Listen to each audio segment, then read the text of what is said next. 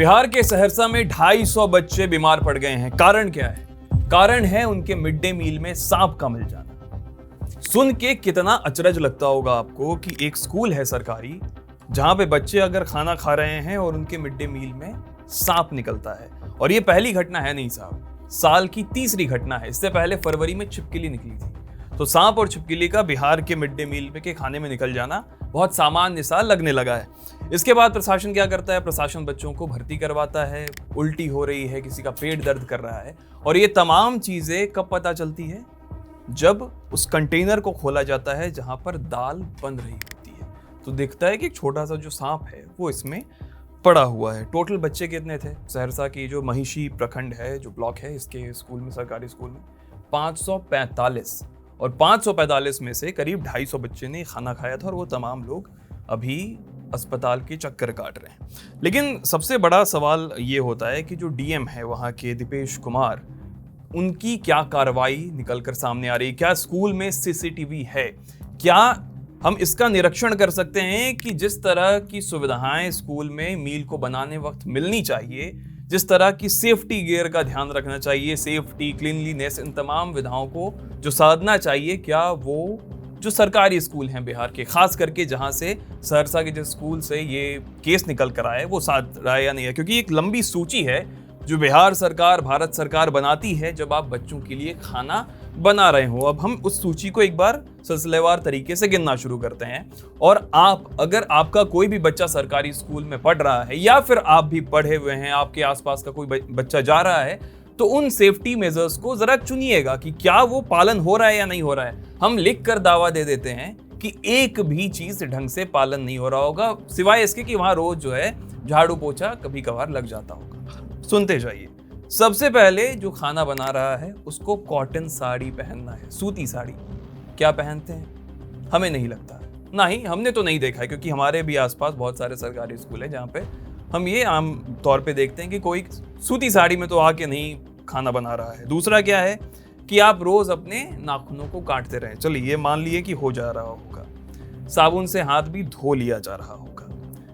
अब के जो बिहार में एक टर्म होता है, उसको ढील कहते हैं, बहुत लोग इधर जू उसको पुकारते हैं, वो नहीं होना चाहिए। मे भी हो सकता है हो ना हो। आप अंगूठी नहीं पहन सकते हैं, चूड़ी नहीं पहन सकते हैं जब भी आप खाना बना रहे हो, क्योंकि जब आप रोटी गूंथते हैं तो हो सकता है कि उसमें बहुत सारी जो गंदगियां हैं, चूड़ी में है, नाखून में, वो लग जाए। कोई भी महिलाएं जो खाना बना रही होंगी मिड डे मील के लिए स्कूल में, वो लहठी नहीं उतारेंगी, ना ही वो अंगूठी उतारेंगी। ये आप अपने आसपास जाके देखिएगा। उसके बाद क्या है साहब कि आप किचन के यूटेंसिल्स को क्लीन कर सकते हैं, क्लीन होता होगा, हम ये मानते हैं।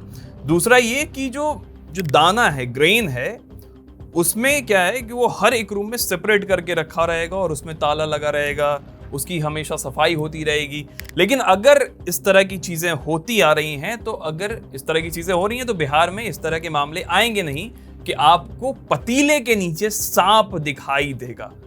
ये सोचने वाली बात है कि जिस पतीले में खाना बन रहा है उस पतीले के नीचे सांप आया कैसे? क्या वहां पे जो सफाई है उसमें इतनी ढिलाई बरती जा रही है? क्या बच्चों के जो जीवन है उनको लेकर हम इस कदर सावधानी से हट रहे हैं कि साहब अगर जान जा रही है तो जाने दे। अब सोचिए कि बिहार का कल नया मंत्रिमंडल विस्तार हुआ है, कल ही ये घटना हुई है। खुदा न खास्ता अगर 1 से 2 बच्चे की जान चली जाती, क्या ये एक कालिख नहीं पहुंच जाता पूरे बिहार के उस मंत्रिमंडल पे, बिहार की नई नवेली सरकार पे, जिसे अभी दुल्हन की तरह सजाया जा रहा है? तो इस पे आपको गौर करना होगा, क्योंकि बच्चों का बीमार होना, बच्चों का एडमिट हो जाना केवल सुर्खियां भर बनकर नहीं रह जानी चाहिए, क्योंकि हो सकता है कि उसमें आपका जो व्यक्ति देख रहा हो, उसके परिवार का वो बच्चा हो जो उसमें शामिल हो।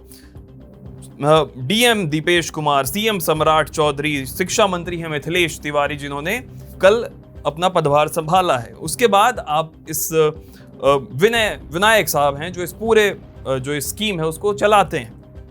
अब ये सारी चीजें तो अब ये चीजें हो गई। अब हम आते हैं थोड़ा मिड डे मील पे बात करते हैं कि मिड डे मील का जो रुपया है वो कैसे बिहार में आता है, क्योंकि मिड डे मील को 2021 में पोषण योजना के रूप से उसको एक रीब्रांडिंग करने की कोशिश की गई।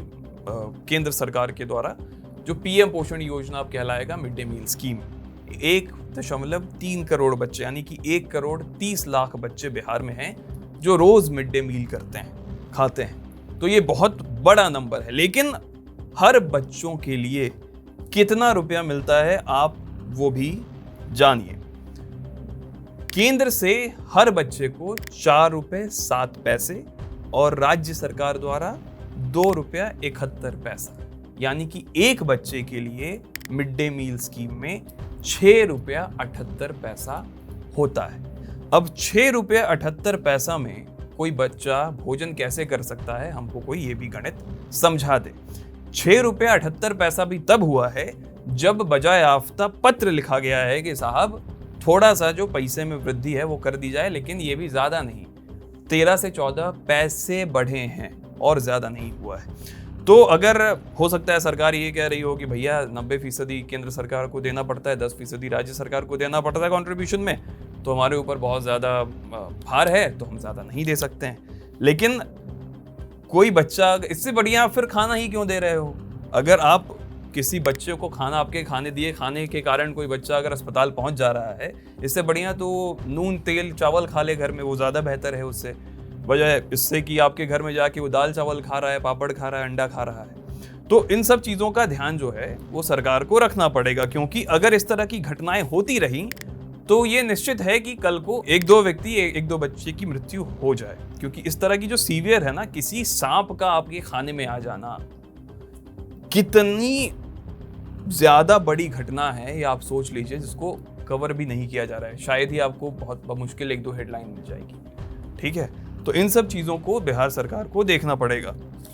इसके अलावा एक और चीज़ है जिस पे हम नज़र डालना चाह रहे हैं। 2025 का मामला, 1 दिसंबर 2025 को दैनिक भास्कर में एक रिपोर्ट आई जिसमें बताया गया कि जो केंद्र सरकार से जो पैसा मिल रहा है वो भी पूरी तरह से नहीं मिल रहा है बिहार को।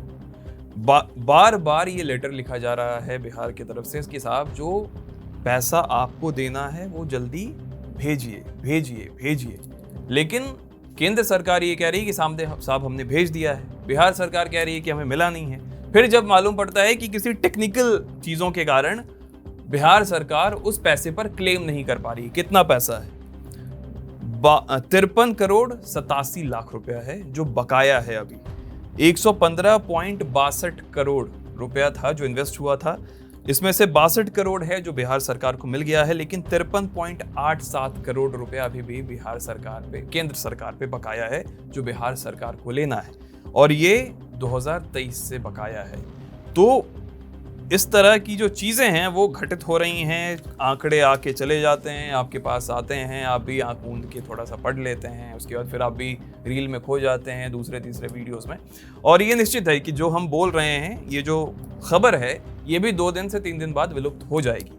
लेकिन जो सीरियसनेस है उस इशू की, वो आपको समझनी पड़ेगी कि अगर एक जिले छोड़िए, एक स्कूल से अगर 250 बच्चे हॉस्पिटलाइज हो रहे हैं साहब मिड डे मील स्कीम की योजना के तहत, तो ये बहुत बड़ी घटना है। अगर आपने क्लीनलीनेस का ध्यान नहीं दिया, आपने अगर सेफ्टी मेजर्स हफ्ते में, महीने में अगर चेक नहीं किए, तो इस तरह की चीजें घटती रहेंगी, हेडलाइन आते रहेंगे। आप भी कल को बोल देंगे कि साहब हम जांच के आदेश दे रहे हैं, जांच के आदेश होते रहेंगे, फिर 5वें दिन में फिर से कोई ना कोई घटना घट जाएगी। इसलिए जब तक आप समय रहते इस पे सचेत हो जाएं, वो ज्यादा बेहतर है। बाकी आप न्यूज़ में देखते रहें। कैमरे के पीछे सुधांशु भाई हैं, कैमरा पर्सन टीम के अध्यक्ष हैं वो, जो ये इस पूरे वीडियो को शूट कर रहे हैं। बाकी मेरा नाम सूरज है। देखते रहें न्यूज़ में। शुक्रिया।